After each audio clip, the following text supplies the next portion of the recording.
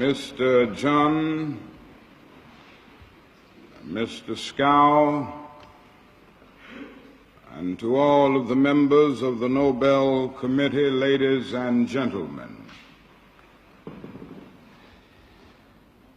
It is impossible to begin this lecture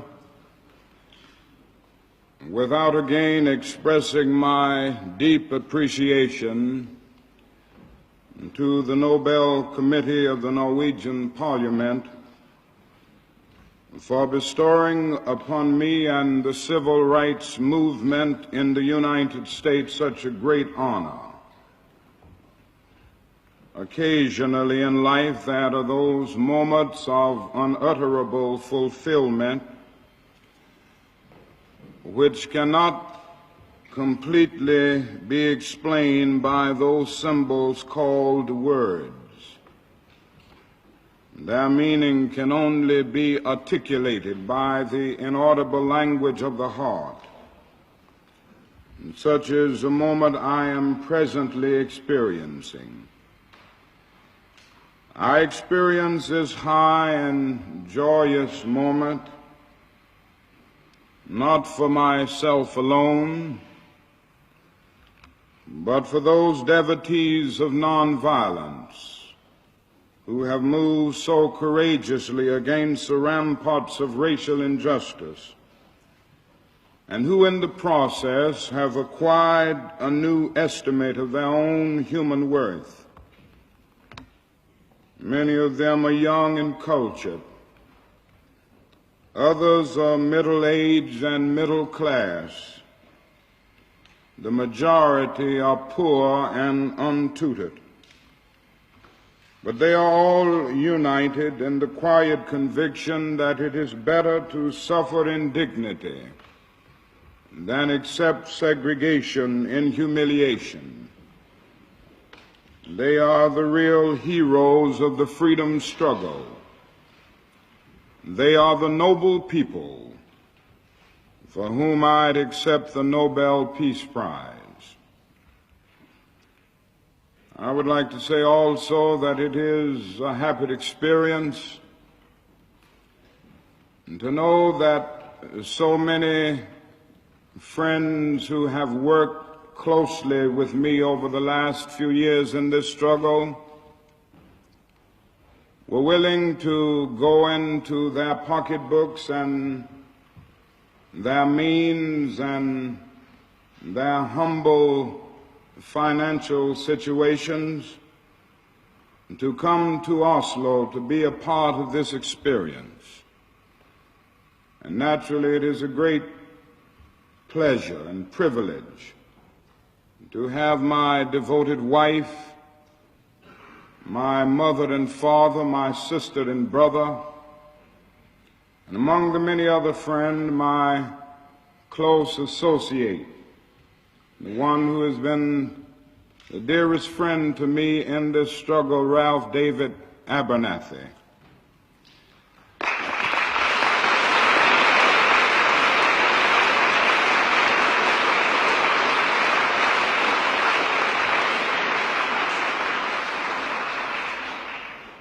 I would also like to say just a word about the many courtesies extended by the Norwegian people. I have traveled in many lands and many places over the world, but very seldom, if ever, have I found people more friendly than the people of Norway. And we will long remember all of the courtesies extended and your great friendliness. And I particularly want to thank the committee, especially Mr. John, for the eloquent words that he uttered yesterday at the ceremony and yesterday evening at the banquet. And I can assure you that all of these expressions of support are of inestimable value for the continuance of my humble efforts to make brotherhood, freedom and justice realities in the United States of America. This evening I would like to use this lofty and historic platform to discuss what appears to me to be the most pressing problem confronting mankind today. Modern man has brought the whole world to an awe-inspiring threshold of the future. He has reached new and astonishing peaks of scientific success. He has produced machines that think, and instruments that peer into the unfathomable ranges of interstellar space. He has built gigantic bridges to span the seas and gargantuan buildings to kiss the skies. His airplanes and spaceships have dwarfed distance and placed time in chains and carved the highways through the stratosphere. And this is a dazzling picture of modern man's scientific and technological progress. Yet in spite of these spectacular strides in science and technology, and still unlimited ones to come, something basic is missing. And that is a sort of poverty of the spirit, which stands in glaring contrast to our scientific and technological abundance. The richer we have become materially, the poorer we have become morally and spiritually. We have learned to fly the air like birds and swim the sea like fish, but we have not learned the simple art of living together as brothers. Every man lives in two realms, the internal and the external. The internal is that realm of spiritual ends expressed in art, literature, morals, and religion. The external is that complex of devices, techniques, mechanisms, and instrumentalities by means of which we live. Our problem today is that we have allowed the internal to become lost in the external. We have allowed the means by which we live to outdistance the ends for which we live. And so much of modern life can be summarized in that arresting dictum of the poet Thoreau: improved means to an unimproved end. This is a serious predicament, the deep and haunting problem confronting modern man. If we are to survive today, our moral and spiritual lag must be eliminated. Enlarged material power spelled in large peril, if that is not proportionate growth of the soul, when the without of man's nature subjugates the within, dark storm clouds begin to form in the world. The problem of spiritual and moral lag, which constitutes modern man's chief dilemma, expresses itself in three larger problems which grow out of man's ethical infantilism. Each of these problems, while appearing to be separate and isolated, is inextricably bound to the other. I refer to racial injustice, poverty, and war. The first problem that I would like to mention is racial injustice. The struggle to eliminate the evil of racial injustice constitutes one of the major struggles of our time. The present upsurge of the Negro people of the United States grows out of a deep and passionate determination to make freedom and equality a reality here and now. In one sense, the civil rights movement in the United States is a special American phenomenon which must be understood in the light of American history and dealt with in terms of the American situation. But on another and more important level, what is happening in the United States today is a relatively small part of a world development.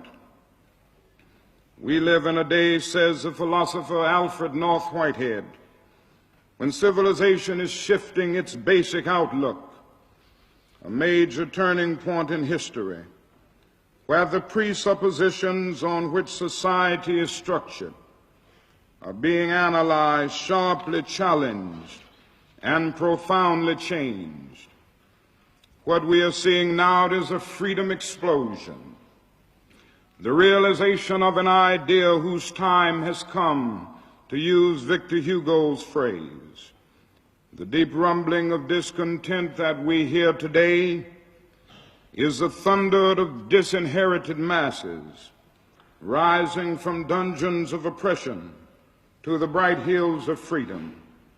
In one majestic chorus, the rising masses are singing in the words of our freedom song, "Ain't gonna let nobody turn us around."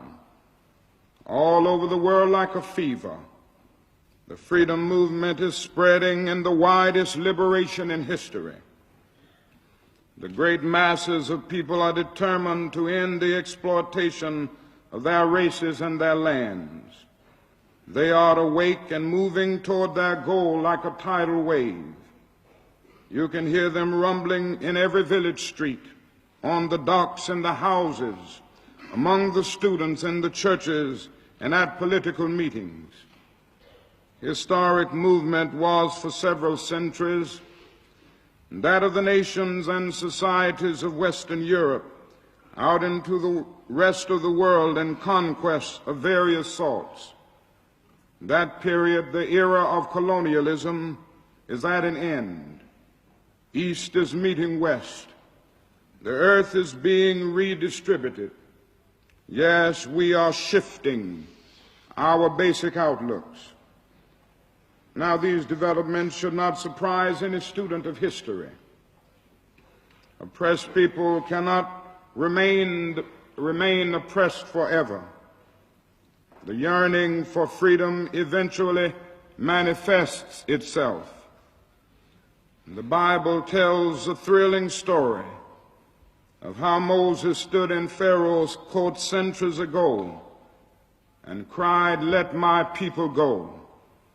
This is a kind of opening chapter in a continuing story. The present struggle in the United States is a later chapter in the same unfolding story.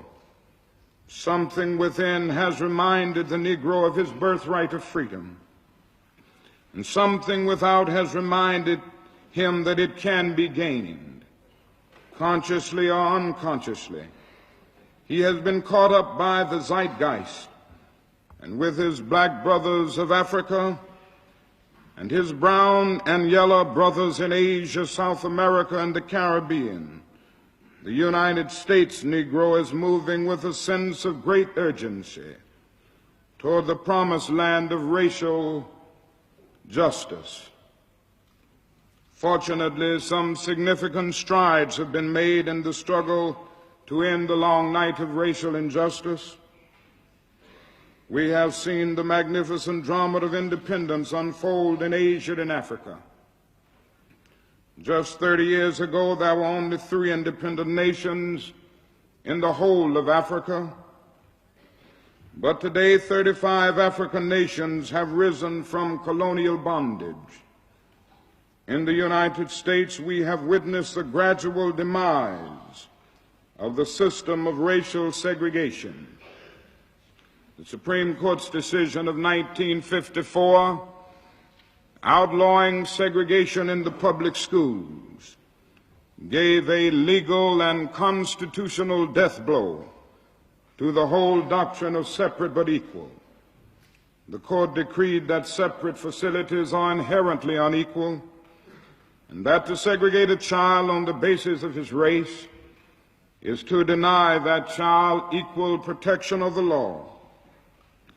This decision came as a great beacon light of hope to millions of disinherited people. Then came that glowing day a few months ago when a strong civil rights bill became the law of the land. This bill, which was first recommended and promoted by President Kennedy, was passed because of the overwhelming support and perseverance from millions of Americans, Negro and white. It came as a bright interlude in the long and sometimes turbulent struggle for civil rights, the beginning of a second Emancipation Proclamation, providing a comprehensive legal basis for equality of opportunity.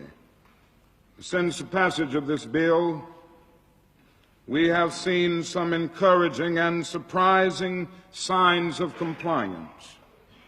I'm happy to report that by and large, communities all over the southern part of the United States are obeying the civil rights law and showing remarkable good sense in the process. Another indication that progress is being made was found in the recent presidential election in the United States. The American people revealed great maturity by overwhelmingly rejecting a presidential candidate who had become identified with extremism, racism, and retrogression. The voters of our nation rendered a telling blow to the radical right. They defeated those elements in our society which seek to pit white against Negro and lead the nation down a dangerous fascist path. Now let me not leave you with a false impression. The problem is far from solved. We still have a long, long way to go before the dream of freedom is a reality for the Negro in the United States. To put it figuratively in biblical language, we have left the dusty soils of Egypt and crossed the Red Sea, whose waters had for years been hardened by a long and piercing winter of massive resistance. But before we reach the majestic shores of the Promised Land, that is a frustrating and bewildering wilderness ahead. We must still face prodigious hilltops of opposition and gigantic mountings of resistance. But with patient and firm determination, we will press on until every valley of despair is exalted to new peaks of hope, until every mountain of pride and irrationality is made low by the leavening process of humility and compassion, until the rough places of injustice are transformed into a smooth plain of equality and opportunity, and until the crooked places of prejudice are transformed by the straightening process of bright-eyed wisdom. What the main sections of the civil rights movement in the United States are saying is that the demand for dignity, equality, jobs, and citizenship will not be abandoned or diluted or postponed. If that means resistance and conflict, we shall not flinch. We shall not be cowed. We are no longer afraid. The word that symbolizes the spirit and the outward form of our encounter is nonviolence. And it is doubtless that factor which made it seem appropriate to award a peace prize to one identified with struggle. Broadly speaking, nonviolence in the civil rights struggle has meant not relying on arms and weapons for struggle. It has meant non-cooperation with customs and laws which are institutional aspects of a regime of discrimination and enslavement. It has meant direct participation of masses in protest rather than reliance on indirect methods, which frequently do not involve masses in action at all. Nonviolence has also meant that my people, in the agonizing struggles of recent years, have taken suffering upon themselves instead of inflicting it on others. It has meant, as I said, that we are no longer afraid and cowed, but in some substantial degree, it has meant that we do not want to instill fear in others or into the society of which we are a part. The movement does not seek to liberate Negroes at the expense of the humiliation and enslavement of whites. It seeks no victory over anyone. It seeks to liberate American society and to share in the self-liberation of all the people. Violence as a way of achieving racial justice is, I am convinced, both impractical and immoral. I'm not unmindful of the fact that violence often brings about momentary results. Nations have frequently won their independence in battle, but in spite of temporary victories, violence never brings permanent peace. It solves no social problems. It merely creates new and more complicated ones. Violence is impractical because it is a descending spiral, ending in destruction for all. It is immoral because it seeks to humiliate the opponent rather than win his understanding.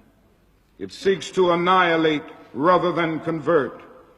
Violence is immoral because it thrives on hatred rather than love. It destroys community and makes brotherhood impossible. It leaves society in monologue rather than dialogue. Violence ends up defeating itself. It creates bitterness in the survivors and brutality in the destroyers. In a real sense, nonviolence seeks to redeem the spiritual and moral lag that I spoke of earlier as the chief dilemma of modern man. It seeks to secure moral ends through moral means. Nonviolence is a powerful and just weapon. Indeed, it is a weapon unique in history, which cuts without wounding and ennobles a man who wields it. I believe in this method because I think it is the only way to reestablish a broken community.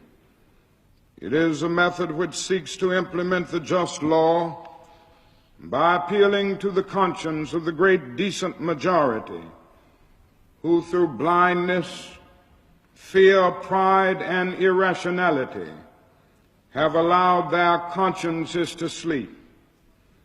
The nonviolent resistors can summarize their message in the following simple terms. We will take direct action against injustice. Despite the failure of governmental and other official agencies to act first, we will not obey unjust laws or submit to unjust practices. We will do this peacefully, openly, cheerfully, because our aim is to persuade. We adopt the means of nonviolence because our end is a community at peace with itself. We will try to persuade with our words, but if our words fail, we will try to persuade with our acts. We will always be willing to talk and seek fair compromise, but we are ready to suffer when necessary and even risk our lives in order to become witnesses to truth as we see it.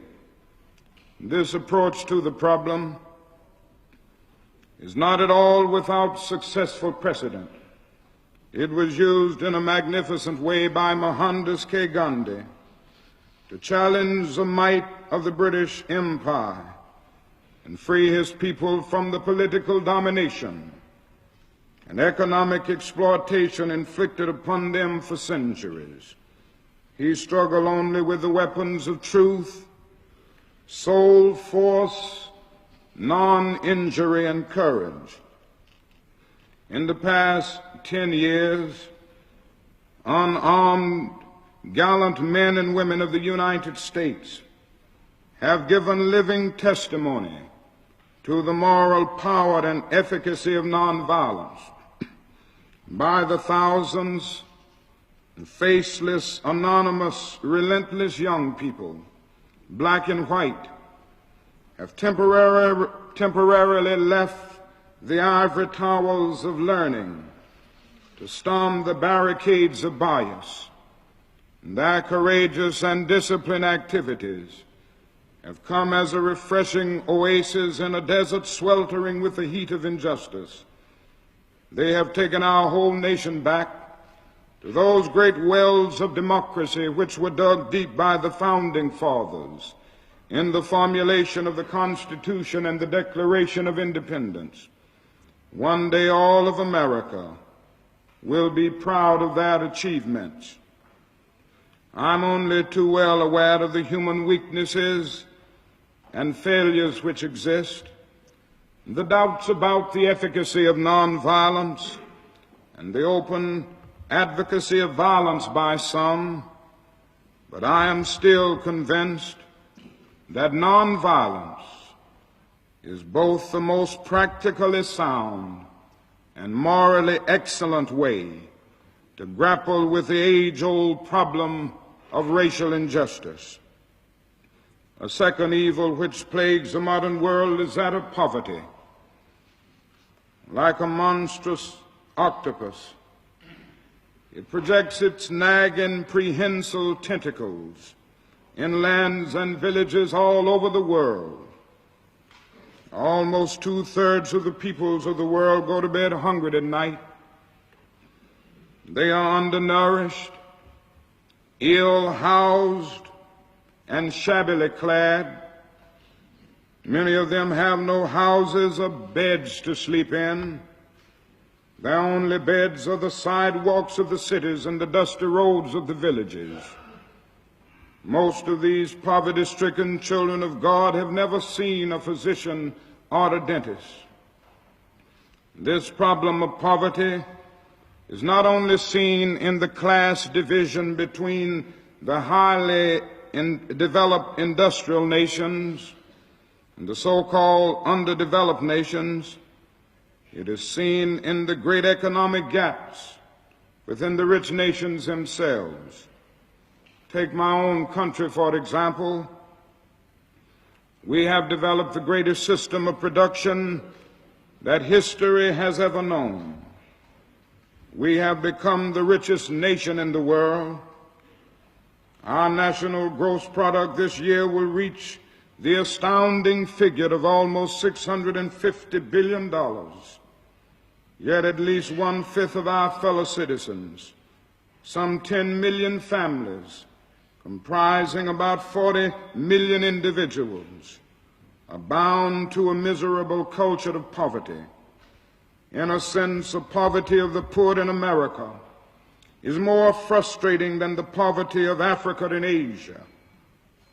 The misery of the poor in Africa and Asia is shared misery, a fact of life for the vast majority. They are all poor together as a result of years of exploitation and underdevelopment. In sad contrast, the poor in America know that they live in the richest nation in the world, and that even though they are perishing on a lonely island of poverty, they are surrounded by the vast ocean of material prosperity. Glistening towers of glass and steel, easily seen from their slum dwellings, spring up almost overnight. Jetliners speed over their ghettos at 600 miles an hour. Satellites streak through outer space and reveal details of the moon. President Johnson, in his State of the Union message, emphasized this contradiction, and he heralded the United States' highest standard of living in the world and deplored that it was accompanied by dislocation, loss of jobs, and the specter of poverty in the midst of plenty. So it is obvious that if man is to redeem his spiritual and moral lag, he must go all out to bridge the social and economic gulf between the haves and the have-nots of the world. Poverty is one of the most urgent items on the agenda of modern life. That is nothing new about poverty. What is new, however, is that we have the resources to get rid of it. More than a century and a half ago, people began to be disturbed about the twin problems of population and production. A thoughtful Englishman named Malthus wrote a book that set forth some rather frightening conclusions. He predicted that the human family was gradually moving toward global starvation because the world was producing people faster than it was producing food and material to support them. Later scientists, however, disproved the conclusions of Malthus and revealed that he had vastly underestimated the resources of the world and the resourcefulness of man. Not too many years ago, Dr. Kirtley Mather, a Harvard geologist, wrote a book entitled Enough and to Spare. He set forth the basic theme that famine is wholly unnecessary in the modern world. Today, therefore, the question on the agenda must read, why should there be hunger and privation in any land, in any city, at any table, when man has the resources and the scientific know-how to provide all mankind with the basic necessities of life? Even deserts can be irrigated and topsoil can be replaced. We cannot complain of a lack of land, for there are 25 million square miles of tillable land, of which we are using less than 7 million. We have amazing knowledge of vitamins, nutrition, the chemistry of food, and the versatility of atoms. That is no deficit in human resources. The deficit is in human will. The well-off and the secure have too often become indifferent and oblivious to the poverty and deprivation in their midst. The poor in our countries have been shut out of our minds and driven from the mainstream of our societies because we have allowed them to become invisible. Just as nonviolence exposed the ugliness of racial injustice, so must the infection and sickness of poverty be exposed and healed, not only its symptoms but its basic causes. This too will be a fierce struggle, but we must not be afraid to pursue the remedy, no matter how formidable the task. The time has come for an all-out war against poverty. The rich nations must use their vast resources of wealth to develop the undeveloped, school the unschooled, and feed the unfed. Ultimately, a great nation is a compassionate nation. No individual or nation can be great if it does not have a concern for the least of these. Deeply etched in the fiber of our religious tradition is the conviction that men are made in the image of God and that they are souls of infinite metaphysical value, the heirs of a legacy of dignity and worth. If we feel this as a profound moral fact, we cannot be content to see men hungry, to see men victimized with starvation and ill health when we have the means to help them. The wealthy nations must go all out to bridge the gulf between the rich minority and the poor majority. In the final analysis, the rich must not ignore the poor, because both rich and poor are tied together in a single garment of destiny. All life is interrelated, and all men are interdependent.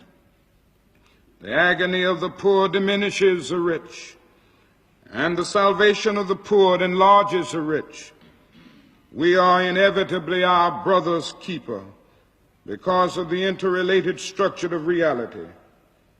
John Donne interpreted this truth in graphic terms when he affirmed no man is an island entire of itself. Every man is a piece of the continent, a part of the main. If a clod be washed away by the sea, Europe is the less, as well as if a promontory were, as well as if a minority of thy friends of thine own self were. Any man's death diminishes me, because I am involved in mankind, and therefore never sin to know for whom the bell tolls. It tolls for thee. A third great evil confronting our world is that of war. Recent events have vividly reminded us that nations are not reducing, but rather increasing their arsenals of weapons of mass destruction. The best brains in the highly developed nations of the world are devoted to military technology. The proliferation of nuclear weapons has not been halted in spite of the limited test ban treaty. On the contrary, the detonation of an atomic device by the first non-white, non-Western, and so-called underdeveloped power, namely the Chinese People's Republic, opens new vistas of exposure of vast multitudes, the whole of humanity, to insidious terrorization by the ever-present threat of annihilation. The fact that most of the time human beings put the truth about the nature and risk of the nuclear war out of their minds because it is too painful and therefore not acceptable, does not alter the nature and risk of such a war. The device of rejection may temporarily cover up anxiety, but it does not bestow peace of mind and emotional security. So man's proneness to engage in war is still a fact. But wisdom born of experience should tell us that war is obsolete. There may have been a time when war served as a negative good by preventing the spread and growth of an evil force, but the destructive power of modern weapons eliminates even the possibility that war may serve as a negative good. If we assume that life is worth living and that man has a right to survive, then we must find an alternative to war. In a day when vehicles hurtle through outer space and guided ballistic missiles carve highways of death through the stratosphere, no nation can claim victory in war. A so-called limited war will leave little more than a calamitous legacy of human suffering, political turmoil, and political disillusionment. A world war, God forbid, will leave only smoldering ashes as a mute testimony of a human race whose folly led inexorably to ultimate death.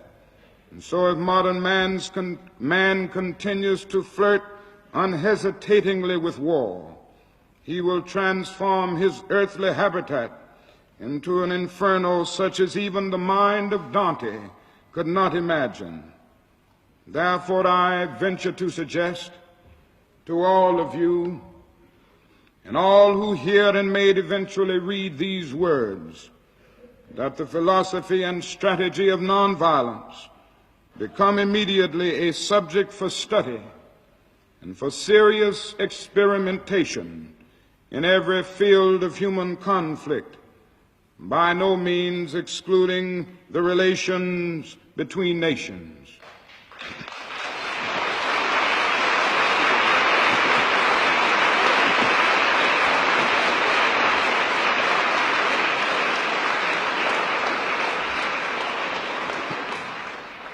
It is, after all, nation states which made war, which have produced the weapons which threaten the survival of mankind, and which are both genocidal and suicidal in character.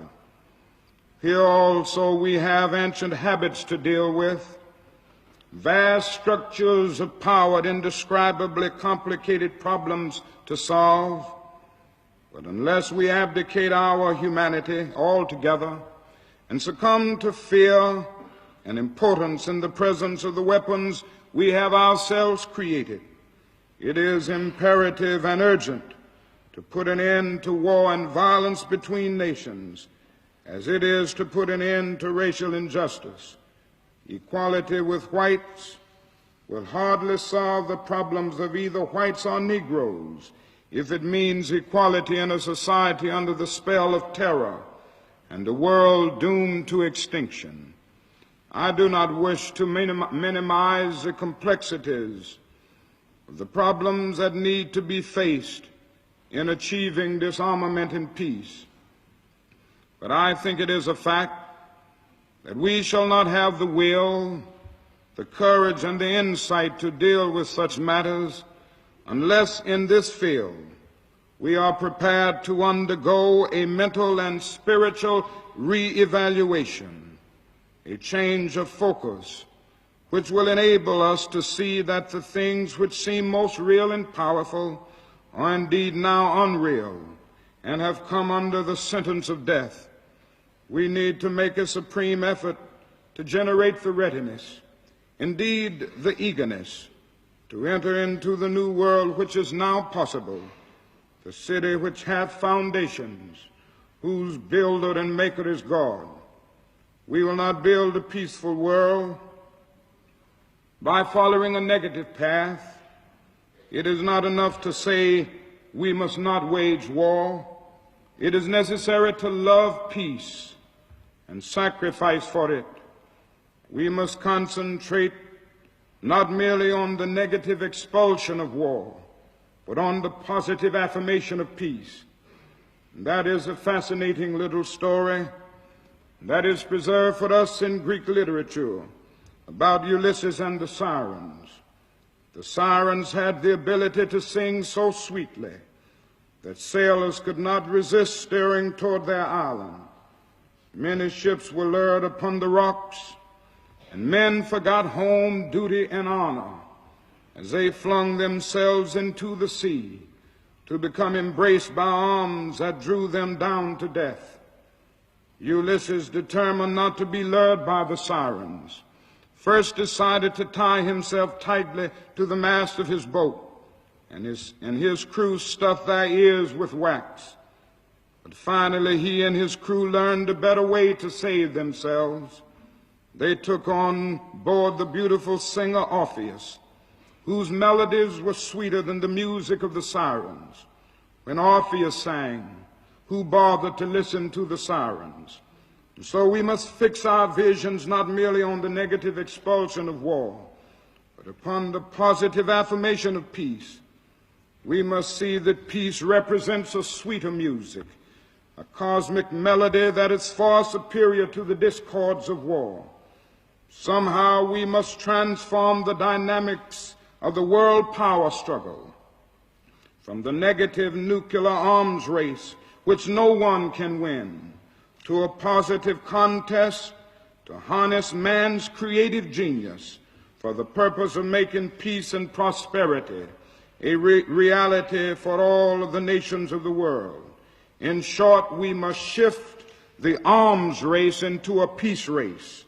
If we have the will and determination to mount such a peace offensive, we will unlock hitherto tightly sealed doors of hope and transform our imminent cosmic elegy into a psalm of creative fulfillment. All that I have said boils down to the point of affirming that mankind's survival is dependent upon man's ability to solve the problems of racial injustice, poverty, and war. The solution of these problems is in turn dependent upon man squaring his moral progress with his scientific progress and learning the practical art of living in harmony. Some years ago, the novelist died. Among his papers was found a list of suggested story plots for further stories, the most prominently underscored being this one: a widely separated family inherits a house in which they have to live together. This is a great new problem of mankind. We have inherited a big house, a great world house in which we have to live together, black men and white men, Easterners and Westerners, Gentiles and Jews, Catholics and Protestants, Muslims and Hindus, a family unduly separated in ideas, culture, and interests, who, because we can never again live without each other, must learn somehow in this one big world house to live with each other. And this is our great challenge.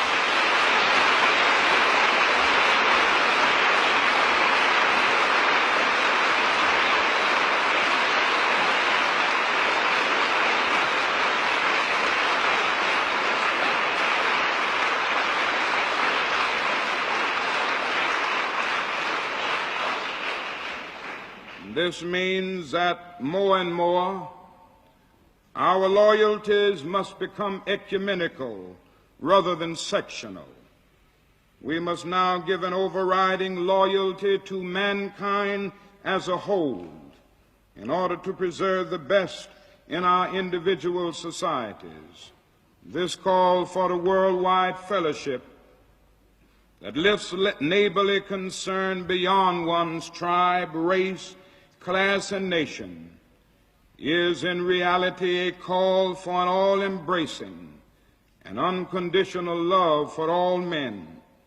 This oft misunderstood and misinterpreted concept, so readily dismissed by the Nietzsches of the world as a weak and cowardly force, has now become an absolute necessity for the survival of man. When I speak of love, I'm not speaking of some sentimental and weak response, which is little more than emotional bosh. I'm speaking of that force which all of the great religions have seen as the supreme unifying principle of life. Love is somehow the key that unlocks the door which leads to ultimate reality. This Hindu, Muslim, Christian, Jewish, Buddhist belief about ultimate reality is beautifully summed up in the first epistle of St. John. Let us love one another, for love is of God, and everyone that loveth is born of God and knoweth God. He that loveth not knoweth not God, for God is love. If we love one another, God dwelleth in us, and his love is perfected in us. Let us hope that this spirit will become the order of the day. As Arnold Toynbee says, love is the ultimate force that makes for the saving choice of life and good against the damning choice of death and evil. Therefore, the first hope in our inventory must be the hope that love is going to have the last word. We can no longer afford to worship the God of hate or bow before the altars of retaliation. The oceans of history are made turbulent by the ever-rising tides of hate. And history is cluttered with the wreckage of nations and individuals that pursued this self-defeating path of hate. Love is the key to the solution of the problem of the world. Let me close by saying that I have the personal faith that mankind will somehow rise up to the occasion and give new directions to an age drifting rapidly toward its doom. In spite of the tensions and uncertainties of this period, something profoundly meaningful is taking place. Old systems of exploitation and oppression are passing away, and out of the wombs of a frail world, new systems of justice and equality are being born. Doors of opportunity are gradually being opened to those at the bottom of society. The shirtless and barefoot people of the land are developing a new sense of somebodiness and carving a tunnel of hope through the dark mountain of despair. The people who sat in darkness have seen a great light. Here and there an individual or group dares to love and rises to the majestic heights of moral maturity. And so in a real sense, this is a great time to be alive. And therefore I am not yet discouraged about the future. Granted that the easygoing optimism of yesterday is impossible.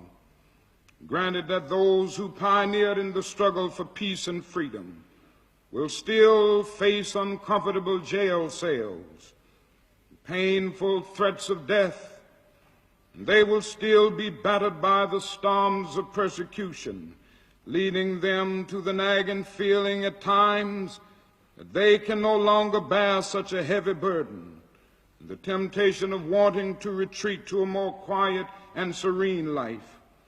Granted that we face a world crisis which leaves us standing so often amid the surging murmur of life's restless sea, but every crisis has both its dangers and its opportunities. It can spell either salvation or doom. In a dark, confused world, the kingdom of God may yet reign in the hearts of men, and we will come to that great and glad day when men all over the world will be able to join hands, black men and white men, Jews and Gentiles, Protestants and Catholics, Hindus and Muslims, and sing in the words of the old Negro spiritual, free at last, free at last. Thank God Almighty, we are free at last. Thank you.